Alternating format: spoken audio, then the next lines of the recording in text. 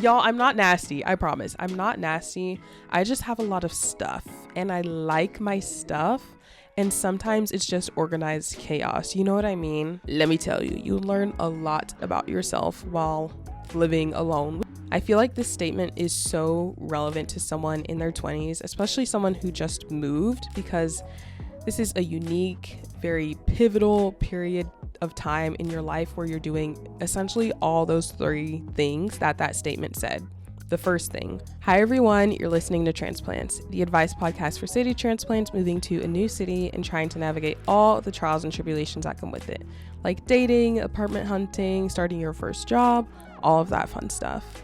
I'm your host Joyce, and today we're going to be talking about nesting and making a house a home, because fall is finally here and it's time for us to enter our cozy era. I personally love fall. It's my favorite season, and if you're not in school, fall is a time of really settling down, preparing for winter, and spending more time indoors.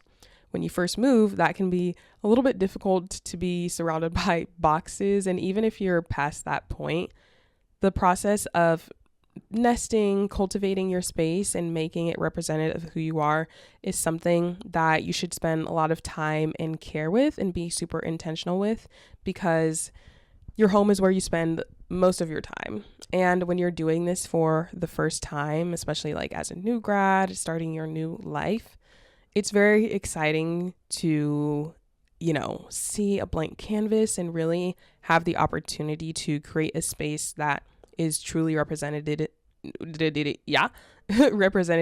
of you, regardless of outside opinions, outside feedback, and you're really able to make a space your own. That process is very fun and creative, which is great, but it also has a psychological impact on us and our overall well-being and quality of life, which we'll talk about today, in addition to some tangible tips you can implement when creating your space and making a space that feels like you.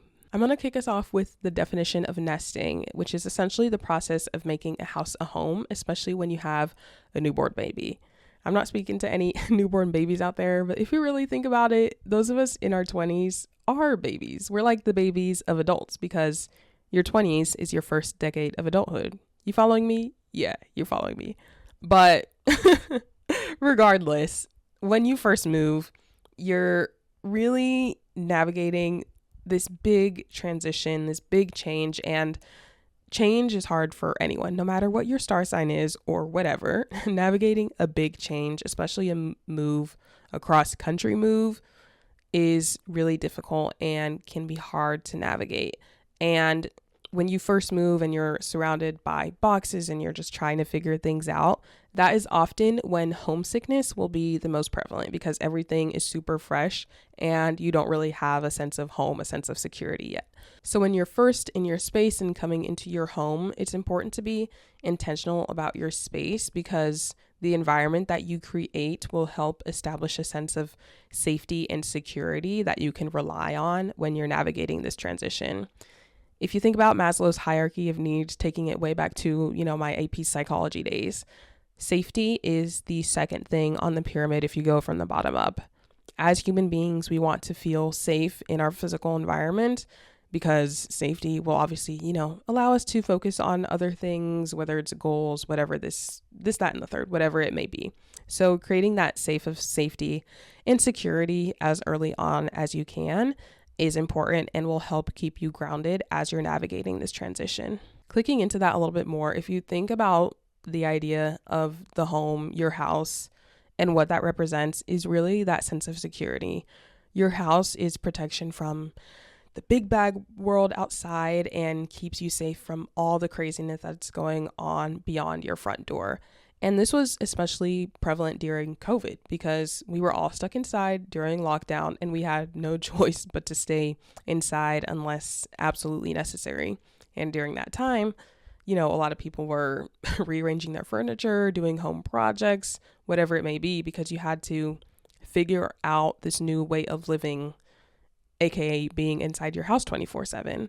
And I feel like that notion, that was definitely, a moment in time that I pray we don't go through again. But that's kind of translating now into 2025, especially if you live in America or any anywhere in the world, but speaking from the context of someone who's living in the United States, what's going on politically right now is really scary. And the National Guard being deployed to half of the United States is really scary. So it's like, me personally, I'm like, girl, as much as I want to be a hot girl, I want to stay inside where I'm safe and sound. And even then, like, the home is starting to not be a safe place with, ICE raids and things like that. But just generally speaking, your home is where you're safe.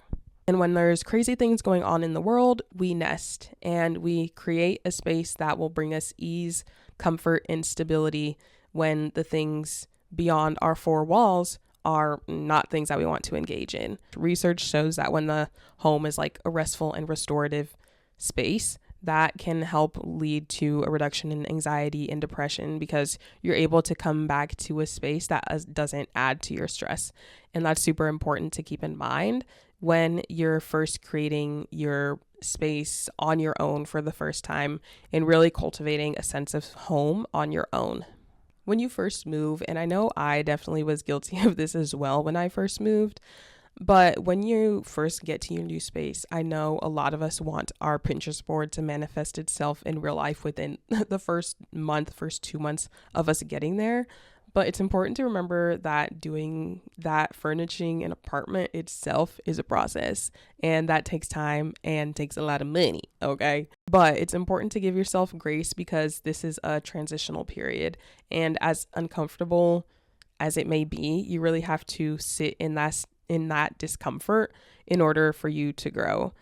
A transitional period, regardless, like I said, is difficult for anyone and will really emphasize our need to control because there's so many things in flux, especially when you first move, and there's so many different challenges that will come up that you may not foresee, that you just kind of have to roll with the punches and figure things out as you go. But that need for control is important for you to recognize as it comes up. See it, acknowledge it, but let it go because you can only control so much when you're in that situation.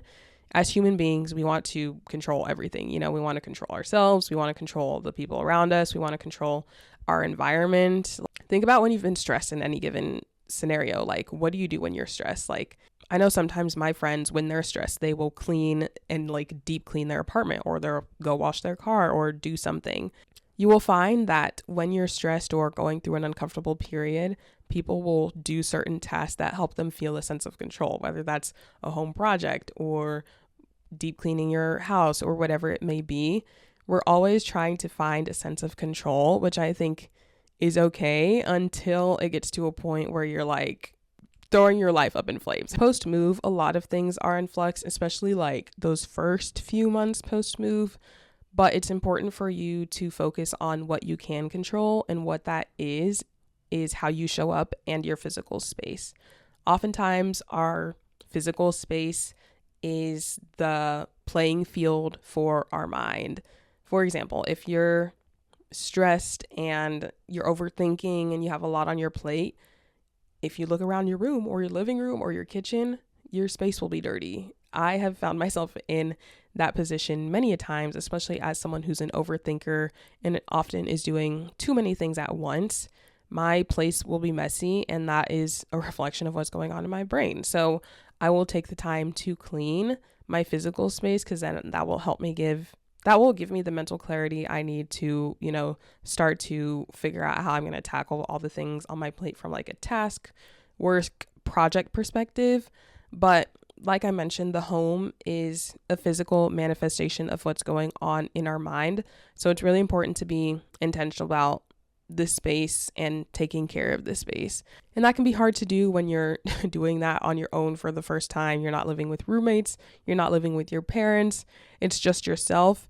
And you have to learn a lot of these things. Like, hopefully you know how to clean by now, but cleaning, upkeep with your space, just the little things that come with being an adult, you learn over time. But hopefully this episode gives you just a couple things to help expedite that process. With all that being said, turning your house into a space of like stability and comfort is so important and can have a profound impact on your quality of life and just your mental health in general.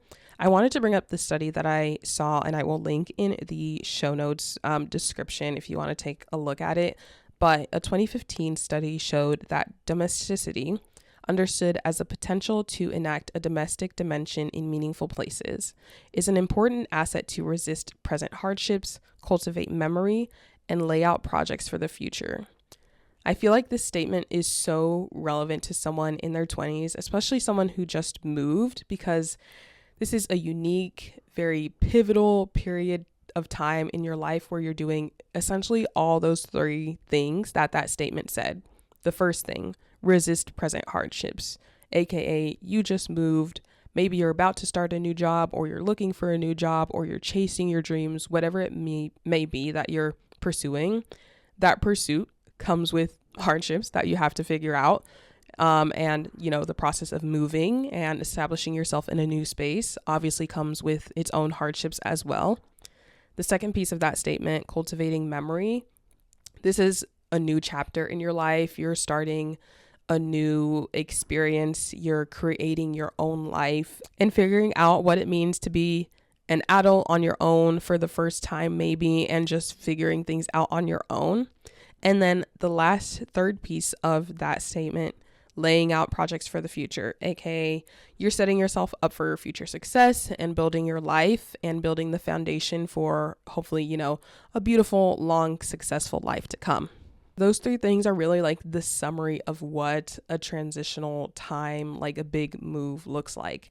And a lot of those things honestly can carry on throughout the experience of our 20s specifically, but honestly, life sometimes as well.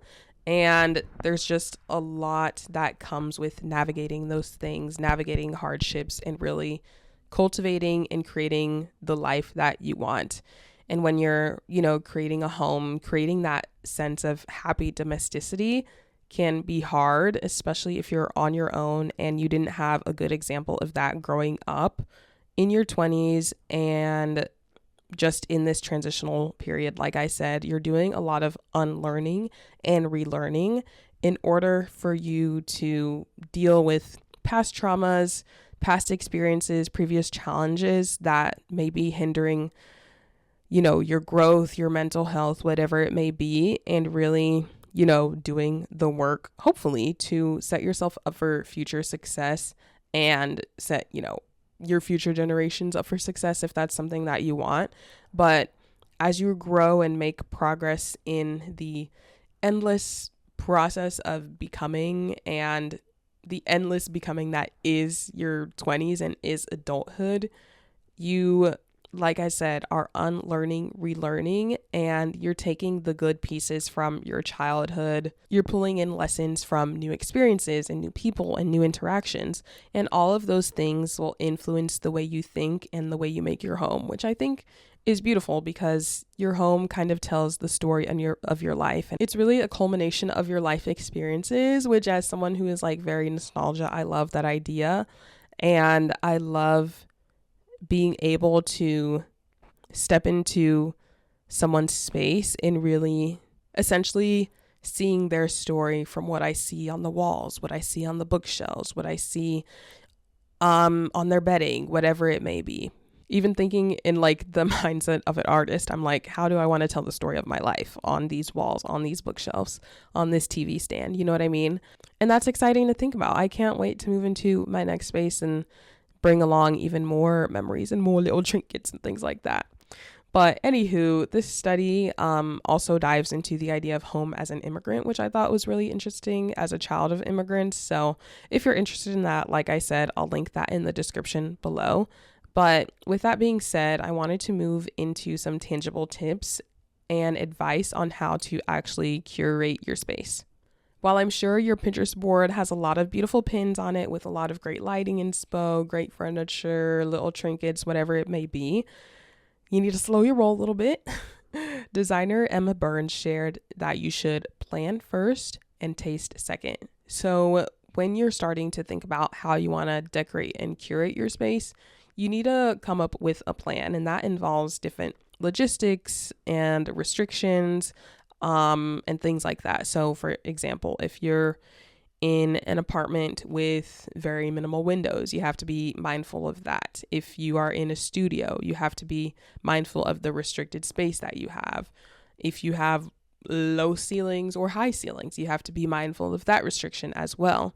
For example, when I was moving, I, obviously was very eager to start buying cute furniture that I saw in order to, furnish my space. And I saw this really cute glass dining table that I was like, oh, I could definitely put this in my apartment.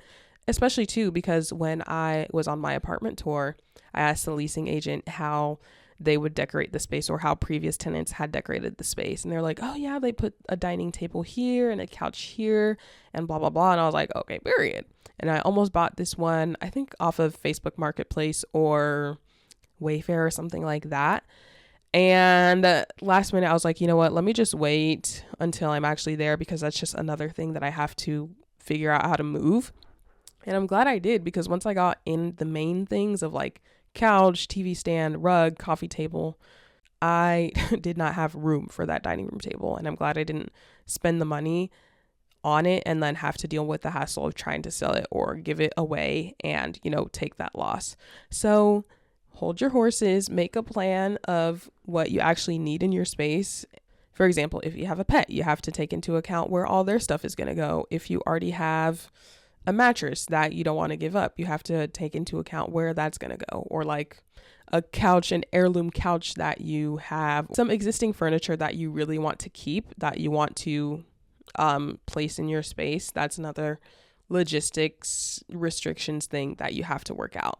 But once you have that plan in place is when you can start to focus on the taste aspect and the fun. So you're able to find inspiration when finding inspo. I definitely encourage, obviously Pinterest is the go-to, but also look at, TV shows and movies. Like, thinking about it, when I was growing up, I really wanted the iCarly bedroom.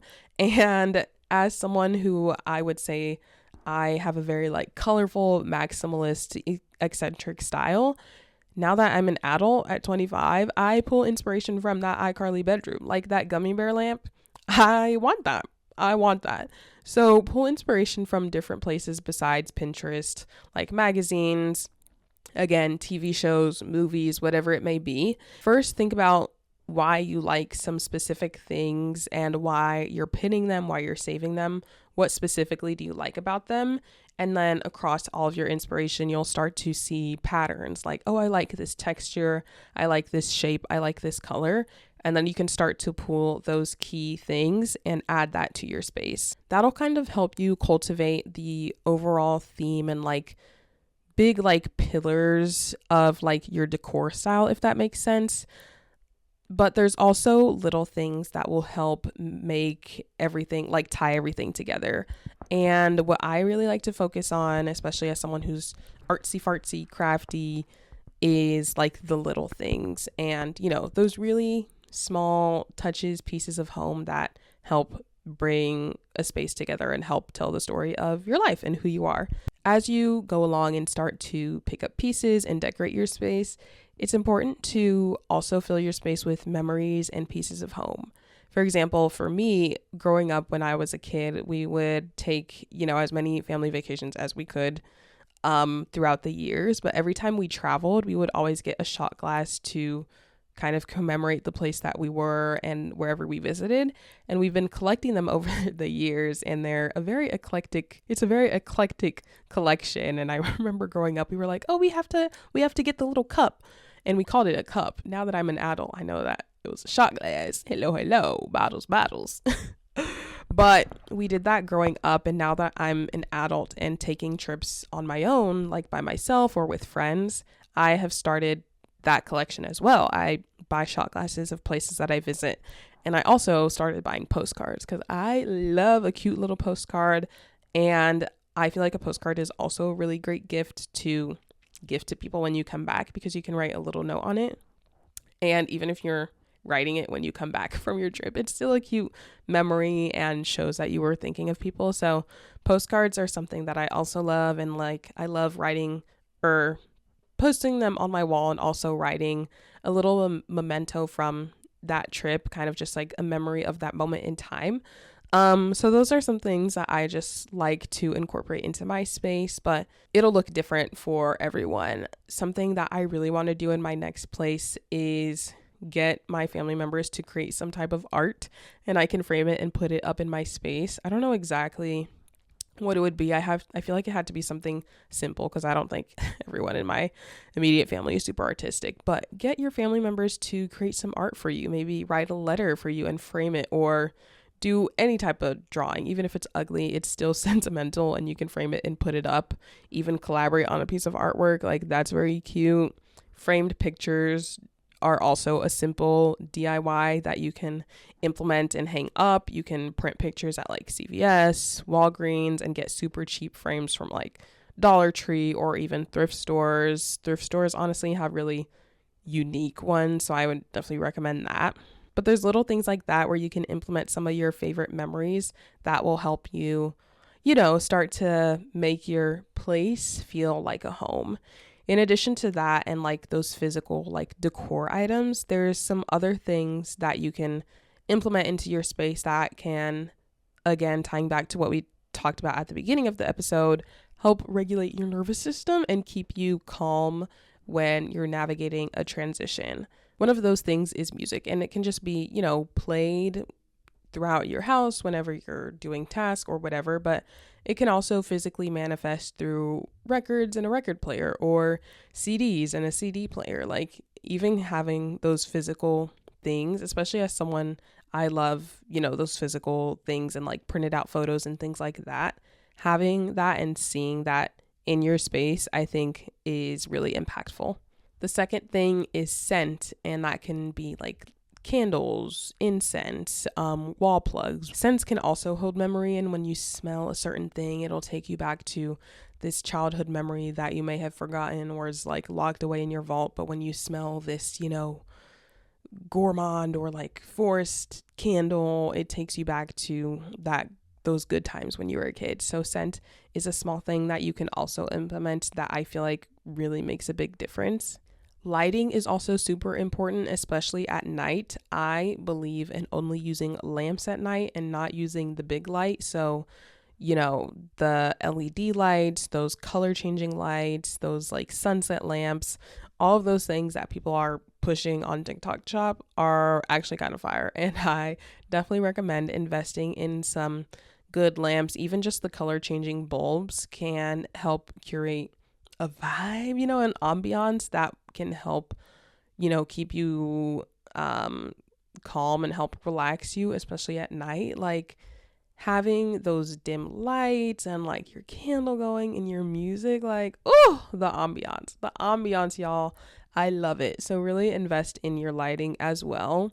A small tip you can do as you're like creating your space is just keeping blankets out. They don't have to be aesthetically pleasing, but it can be like, your blankie from your childhood that you loved. But keeping blankets out, especially, during the fall and winter time, is, nice, but just in general helps create a cozy vibe that feels homey. So I definitely recommend that when, putting in the little bits and bobs in your space.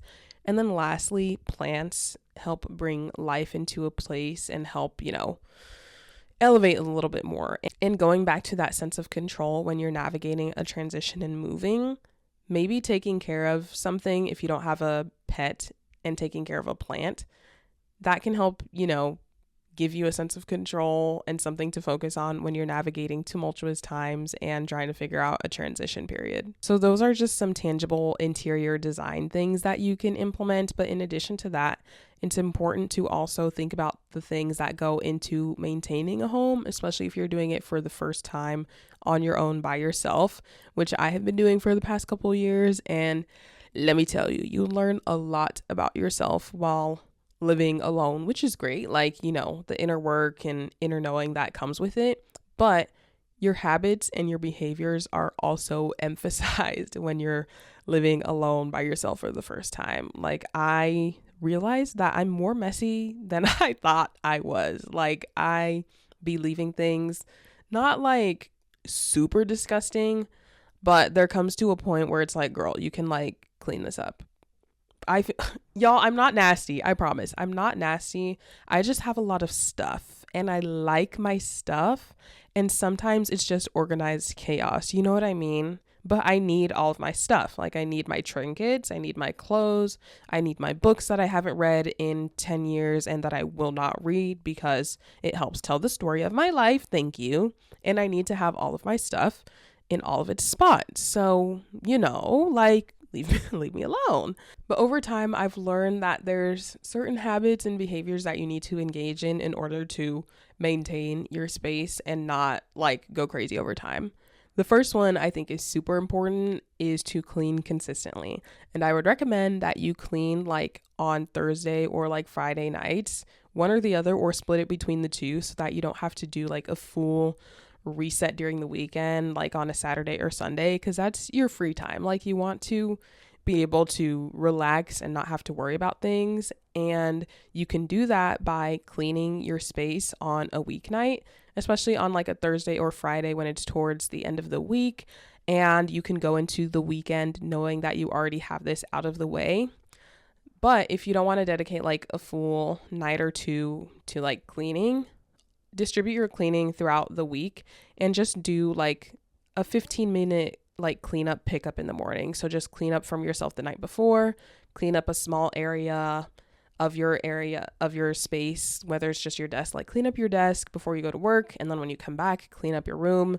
And then the next morning you can do whatever it may be. Implementing like a small 15-minute cleanup during your day or like your morning or evening can really make a big impact on your life over time. The next tip, this isn't necessarily about maintaining your home, but just maintaining your mental health, really.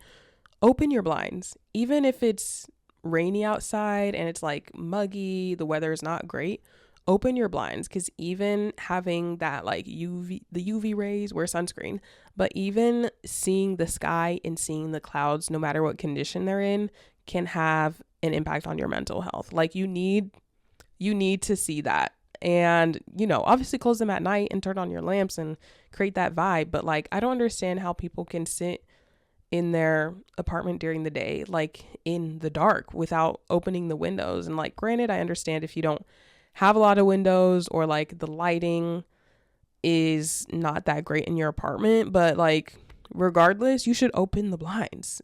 Because why? Like, I don't understand sitting there with the blinds closed, the big light on, when the sun is shining or even when it's rainy. Like, I don't get it.